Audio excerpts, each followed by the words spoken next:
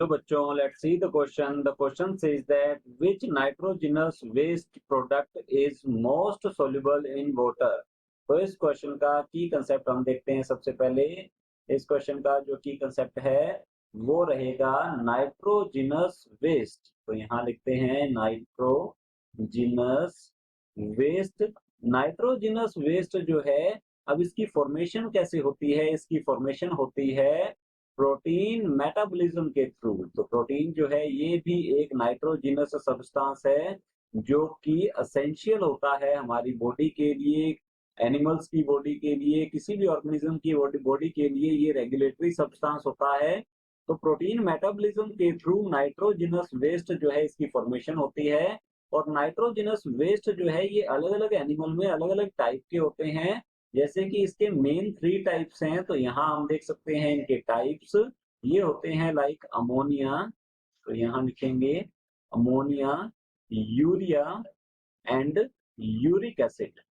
तो ये है यूरिक एसिड। तो हमसे पूछा गया है which nitrogenous waste product is most soluble in water. तो अगर हम बात करें इसकी सोल्यूबिलिटी की, वाटर सोल्यूबिलिटी की, तो यहाँ लिख लेते हैं वाटर सोल्यूबिलिटी की बात की जाए अगर इन तीनों ही नाइट्रोजनस वेस्ट की, तो इसमें से मोस्ट सोल्यूबल जो है ये होता है अमोनिया। तो यहाँ लिखेंगे इसमें सबसे ज्यादा जो सोल्यूबल है ये है अमोनिया, और इसके बाद नंबर आता है यूरिया का, और सबसे कम सोल्यूबल जो है ये रहता है यूरिक एसिड।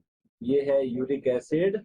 अब अमोनिया जो है इसके एक्सप्रेशन में बहुत ज्यादा वाटर की रिक्वायरमेंट रहती है। तो हम यहाँ लिख सकते हैं large large amount of water, large amount of water is required is required for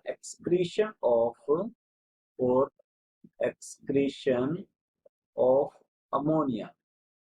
तो अमोनिया जो है इस टाइप के ऑर्गेनिजम्स में ये फॉर्म होता है जहां पर वाटर जो है उसकी अमाउंट ज्यादा होती है। तो हम यहाँ एग्जांपल लिख सकते हैं अमोनोटैलिक ऑर्गेनिज्म जो है ये होते हैं वे ऑर्गेनिज्म जो कि अमोनिया का एक्सक्रीशन करते हैं एज ए नाइट्रोजिनस वेस्ट। तो यहाँ पर हमारे पास एग्जांपल हो सकता है लाइक फ्रेश वाटर फिशेस जो हैं, फ्रेश वाटर फिशेज जो होती हैं ये अमोनिया का एक्सक्रीशन करती हैं।